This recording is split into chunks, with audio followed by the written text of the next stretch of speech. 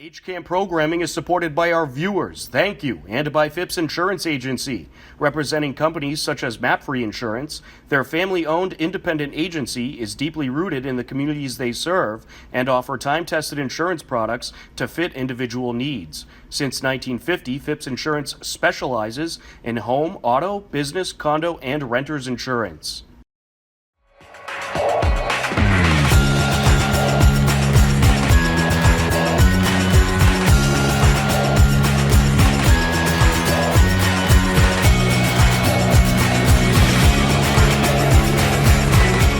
And welcome to today's edition of HCAM News. I'm HCAM News Director Tom Nappy, here to fill you in with what's happening in Hopkinton.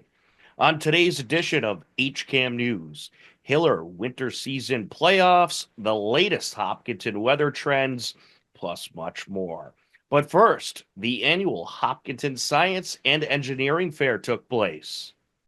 Hopkinton High School hosted their annual Science and Engineering Fair.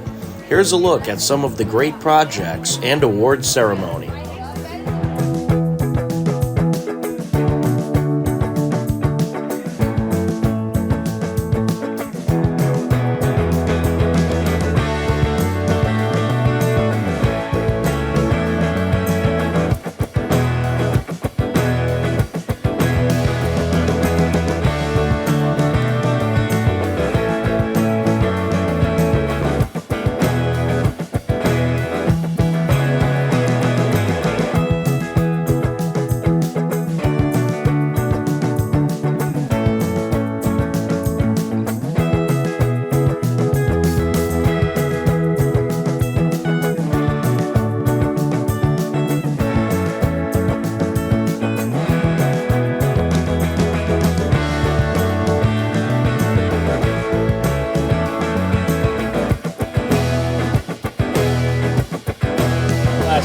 I'm Ravon Soma. I'm Shrey Tripathi.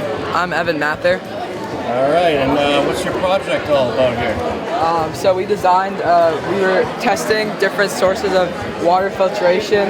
We tested infrared light, UVC light, and ultrasonic sound to see how we could build a filter around them and which one could best filter the water. Terrific. And how long did you guys work on this? We've worked on it since September up until now in February, so we've worked a lot on it, about 3 days a week. Excellent. And what got you interested in this topic? Got us interested in this topic was probably our own background with this. All three of us have grandparents who live in India, and we wanted to help filter the water that was contaminated and mountainous runoff water that flows down from the mountains.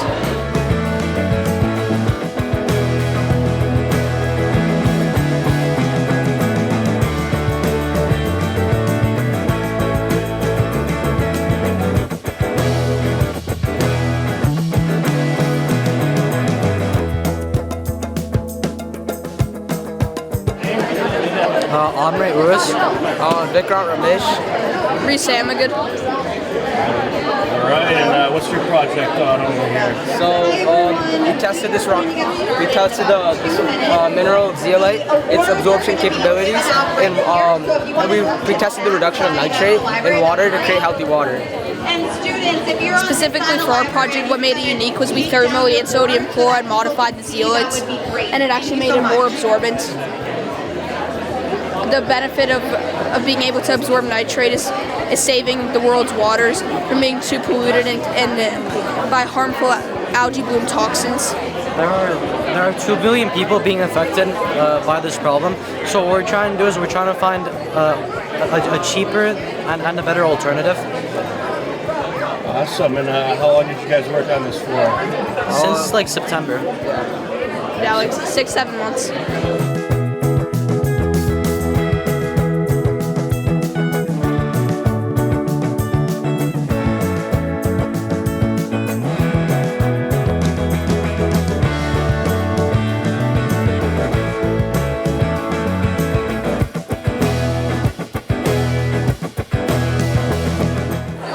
So another successful science fair, and this might be the biggest one I've seen. It gets bigger every year, I think. Yeah, it's such a special group of students this year, and it was a really great mix of seniors who have been with us for many years doing their last project and a huge, great group of ninth graders doing it for the first time. So it was really fun to kind of see that whole model come together in a special day. And so 12 of the participants here, 12 participating groups are going to the regionals. Yeah. Can you explain that process? Yeah, so the science fair kind of works in a couple different tiers. So the top 12 teams from here will go to compete at WPI next Friday with about 100 teams from the central Massachusetts region. Hopkinton usually does a great job at that because this is such a competitive fair, and so all the students who qualified tonight have a good chance of making it pretty far. Then at that fair, about the top 1/3 of projects will move on to the state fair. That's held at Gillette Stadium. It's a really fun day in April. And then the top projects from there will qualify for the International Science Fair. So we have a long ways to go, but it's been a really great first night. It's terrific. It looked like there were a lot of freshmen this year. There was a record set for most freshmen. I feel like it seemed pretty high. And one of the things that impressed me about this group of freshmen was their commitment. I think oftentimes freshmen realize how difficult it is to do a quality project, and this group really stuck it out and figured out ways to make it work and really were committed to the whole process.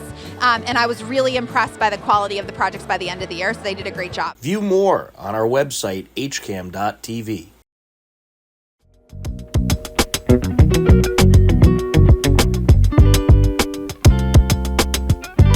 Hello, everybody. Tom Nappy here, and we are joined by Water and Sewer Manager and weather enthusiast Eric Carty. Eric, how are you? Doing well, Tom. Thank you. Thanks for having me on. Well, I'm excited to talk about some weather trends with you. Hopefully you have some good news about warm weather. But before we get to that, how's everything going at the DPW? How has the winter been? I'm sure it was a busy time over there. Yeah, it was a real busy winter, unlike the past few that have been pretty benign with not a lot of snow and not a lot of cold. We had a lot of both this winter. So, we've had snow 3 of the last 4 weekends, every weekend in February except last weekend. So the crews, both water, sewer, highway, have all been out plowing, and when they're not plowing, they've been out salting from all the melt and refreeze. So it's been a real busy couple months. It's the cold weather took place early this year in December and has held on right through now. So it's kept the DPW real busy, and pretty soon we'll be into pothole season with the thawing, and so that'll be a whole nother ramp up for that. Absolutely. Yeah, we actually got some snow this winter, unlike the last 2 years. Yeah, which is good for us because we need it. As we know, this past fall we were in actually a couple of weeks ago they actually moved us back into the severe drought category here in the state because even though we had a lot of snowfall, it's all sitting up on top of the ground, and we've had over 3 feet of frost, which is the first time we've had that much frost in years. So most of that water precipitation has not made its way into the ground yet to help recharge. So we're hoping here for a nice slow melting that will help recharge the aquifers. Absolutely. And the weather this week got a little bit warmer, it seemed, and even reached the low 50s, I believe, at one point. Yesterday was pretty warm. So what's the upcoming weather going to be like? How long is the cold going to last? And are we starting to maybe fade into spring a little bit? Yeah, so we'll go back just a little bit. We've had 3 straight months now of below average temperatures, and that's the first time that's happened in a winter since 2003. So if it felt cold, it's been cold. It's actually been nice. I'm a winter person. I like going out. It's nice to go out in Lake Maspinock and go skating.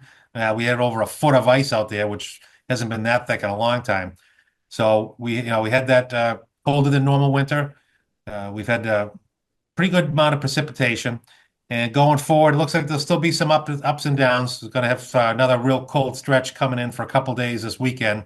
Going to be back down to the single digits Sunday and Monday, and then another gradual warm up. And there's, right now, looking at the models this morning, there's a potential for another decent sized snowstorm next weekend if everything comes together. But we're pretty far out from that, so still time for that to change. But looking through mid-March, it's supposed to be average temperatures in March are in the 40s. So it's looking like that. And then maybe towards the end of March, we finally might start to break that pattern and get back into the spring where we start to see a warm up and hit mud season with all this snow and ice in the ground that we have melting away. Yeah, yeah, I'd say that's the thing about March. So unpredictable. You just never know what you're gonna get. It could be 30 degrees. It could be 60 degrees. Yeah, I mean, this is the first time in 3 or 4 years I haven't golfed at least a couple times during the winter and locally. The golf courses have been open the last 3 or 4 winters, but not this winter. Yeah, yeah, I'd say it's been more of a traditional winter, unlike those Yes. warmer winters we've had the past couple of years. So you're thinking mid-March could get into that spring weather, perhaps, but sounds like a little uncertain still right now at this time. Yeah, there's still, that's what the long range modeling is looking at, maybe a break. It all depends on the steering currents of the jet stream, because that's really what drives our weather. And there's been some up and down dips, and those dips are what has caused most of our storms this year. We've had the warm weather from the south coming up and the cold weather from the north coming down, and when those two hit, that just makes all that precipitation and energy that has brought us all the snow that we've had, which is good. So, like I said, that's good for us in terms of the water, because we do need that recharge, and hopefully we get that nice slow melt. We don't want any major rainstorms. You get 1 or 2 inch rainstorms on top of this snowpack, and that just causes flooding and a lot of that to run off and causes more issues than it does recharge, unfortunately. So if it stays in the 50s, that's great. Get that slow melt into the ground, get the frost out of the ground, and get some recharge and get back to some nice outdoor weather. Yes, 50s I could deal with. Those single digits you were mentioning, not a fan of those. Yeah, we've had actually 3 below 0 days this winter too, which is the first time in a long time we've had that many below 0 days. So. All right, so what's coming up for the DPW as we get hopefully into spring sooner than later? Yep. So once the weather thaws and everything's off the ground, everything turns right into marathon preparation mode. The highway will be out, filling in the potholes, getting the roads ready, making sure everything's swept and up, and we're trying to get everything that we need done up in the area all cleaned up as well. So the focus will be for marathon. We've got some other smaller projects going on. They're doing work on the Maspinock Dam right now. That's supposed to finish up this week. So that should they repaired and actually built a new left side wall of the spillway. So hopefully once there's ice out, we'll be able to start the refill for Maspinock, get that done, and then we'll be working on our normal summer projects that we have going on here at the DPW. Some work on the PFAS plant and some other things. All right, excellent. And I have to ask, you're a hockey guy. Did you watch that incredible Four Nations tournament? That was fun. That was some real good hockey to watch. I mean, that just went to another level, watching the speed and precision that those guys play with it. And, I actually called the score of the final game before it happened. I knew it was going to be 3-2, but I didn't pick who because I knew they were so evenly matched. So that was a real fun game to watch. And looks like they're going to try to do that a little more often, maybe make it 8 teams in 4 years. So that'll be some real fun hockey to watch. You get the NFL who replaces their all-star game with a skills competition that no one watched. You get the NBA that had like 4 different teams and we're doing like a mini tournament, and no one really liked that. But the NHL, let's just get 4 of the best nations and just have them go head-to-head, full-on contact. Yeah. It was just so great. And they went all out because they that means a lot to them to play for the country. So you can see the effort there, and that's what really made it special to watch. Absolutely. Well, hopefully they'll do that a little more. I think it was certainly a success. A lot of fun to watch. Yep. But Eric, thanks so much for taking some time to talk about the upcoming weather trends and DPW happenings, and we'll certainly catch up with you again in the very near future. Well, my pleasure. Sounds great, Tom. Thanks for having me on.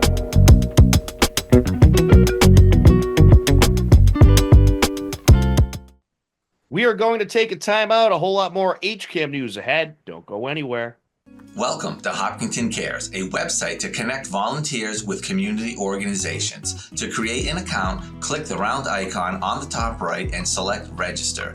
Fill in your name and email, then select either a volunteer or organization account. Then submit, and you will receive an email when your account is activated. Then visit Hopkinton Cares, click the icon and select Sign In. If you have a Gmail account, just select that and you're in. If you do not use Gmail, put your email in the second field and click the Sign In with Email button. You will receive an email to log in. You will need to receive a link each time you log in. If you are a community organization, everything is the same, except when you register, there is an additional field for your organization name. Once logged in, you can create a volunteer opportunity for the community to see. Welcome back to HCAM News. Both the boys and girls, Hiller hockey teams, and Hiller basketball teams made the winter playoffs. Here's a look at what happened. To end their regular season, Hopkinton Dover Sherborne Girls Varsity Hockey Co-op hosted Franklin. John Ritz was at the New England Sports Center to stream the action.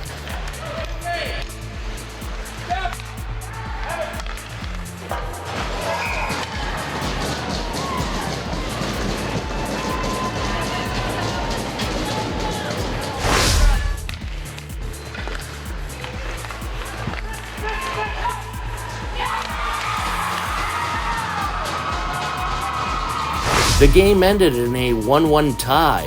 Hopkinton DS ends their regular season with 10 wins, 8 losses, 2 ties, and secured a playoff spot. On Tuesday, February 25th, to start the playoffs, 26th-seeded Hiller Boys Basketball hosted 39th-seeded Somerville in a Division II preliminary round matchup. Wally Henneberry and Steve Spector were on the call. Griffin on him. Gets the ball over to Mitch Simulus. Simulus back out to Willison for the three. Oh, he'll take it. Hits it. Wilson putting the ball in, looking somewhere deep, gets it over Jackson Canales. And there it is. Three for Mitch Simulus, and he has 5 points. Tough. A little put it in the out right there underneath the basket on the inbounds play. Pretty good. That's a pretty Smooth 6'1" play. and plays bigger than that. Oh, that's Three-pointer for Marcinowski. that was clutch. Big time. Big one right there. To get it in. Marcinowski out high. Gets it back over to Dejan. Dejan to Cho. Cho's looking around to Dejan. Back to Cho. Gonna pull things out. Willison for a long three. Oh! Hits it. Wallstrom back in. Canales is in. Cho's back in. Mitch Simulus in the game. There's August. Over to Cho. Cho's looking. Gets over to Simulus for three. And he hits it. Big three-pointer for Mitch Simulus. And he's got 8 points. Hopkinton took the 64-45 win and advanced to the round of 32. Also that Tuesday, 20th seeded Hopkinton visited Canton Ice House for a round of 32 matchup versus 13th seeded Medfield. Here's what happened. Pearson flying up the ice into the left circle, sends it to the slot. It's deflected away. What a busy period it has been for both goaltenders. Sent up by Beeler. And now along the end boards. And Arthur puts it off a defender, sent out in front. That puck like a ping pong ball in this series just being sent all around. There's a shot, and what a wrister by Michaela McDonald, who finds the seam, sticks side, and pops it in for Medfield with 45 seconds left.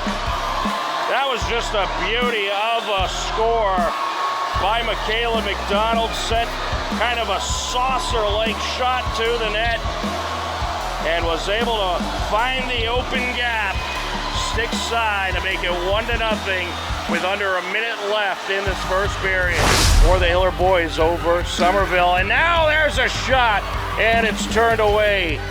Parker Cathan closed in, snuck in there, took the puck, and try to wrist one in field, and coming away with it's going to be Lucy Jean. Jean working past the defender into the high slot, wrister into the end boards it goes, and now along the side of the net, trying to stuff it in, and it's turned away. Along the corner, sent out by Rivera. Back to the blue line, Gone takes a swing and a miss, and it's sent up the ice by Carlson, and that'll do it for the second period. An action-packed ending to the second frame. Congratulations to the Warriors for advancing to the round of 32 in Division III boys basketball. Jammed up along the near side. And that is sent in front of the net and backhanded in. What a feed, what a shot. Lexi Gwindon with an absolutely perfect pass to Leah Carlson, and Carlson backhands it in. McPherson is back after her short break. Jean moves it up, and now the pass out, and it's going to be intercepted by Maybe Kelly, and she pops it in from the high slot. That'll give Medfield a 3-0 lead at 6:29 left to go. And it's turned away. And a great stop there, sent up the ice. Into the net it goes. Icing on the cake for the Medfield Warriors. Brooke Riley gets score number 4 for the Warriors.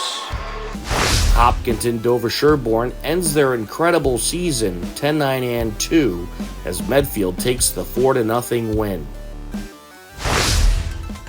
On Thursday, February 27th, 19th-seeded Hiller Boys Hockey visited 14th-seeded Falmouth. They would end up falling 4-3 in double overtime. The Hiller Boys ended an incredible season with 9 wins, 10 losses, and 2 ties. Also on Thursday, February 27th, Hiller Boys Basketball played their round of 32 game at 7th-seeded Masconomet. The Hillers fell to Masconomet 77-59. The Hillers ended their season with a very impressive record of 14-8.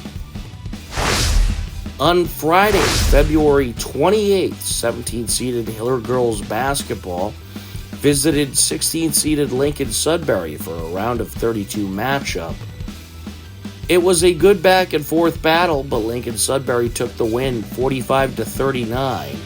The Hiller girls end their season with 12 wins and 9 losses. Congratulations to Coach Greco and the team on an incredible season.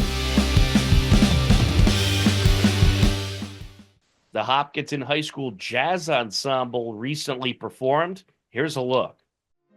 The Hopkinton High School Jazz Ensemble recently performed at the Massachusetts Association for Jazz Education Festival at Nipmuc High School. Here's a look at the performance courtesy of Denise Untaki.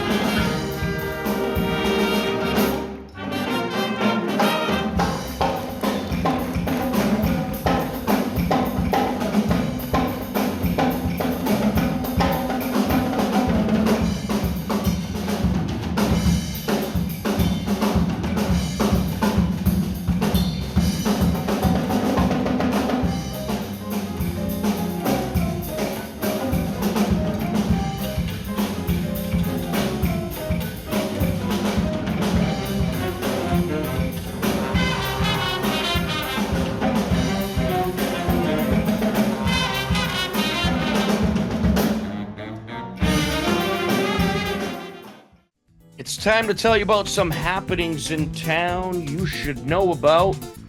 Coming this Friday, March 7th, we'll have the third episode of the winter season of TVL Sportsnet. It's the 8th episode overall. Be sure to tune in and check out what's going on in the winter postseason for TVL Sports. Don't forget, Saturday, March 15th at 9 a.m. until noon, shop Hopkinton's largest indoor child-centric yard sale. All proceeds benefit the Hopkinton Moms Group and the Hopkinton Parent-Teacher Organization. It'll take place at Hopkinton Middle School at 88 Hayden Rose Street on Saturday, March 15th, 9 a.m. until noon. Upcoming town government meetings include on Monday, March 10th, we'll have the Planning Board meeting at 7 p.m.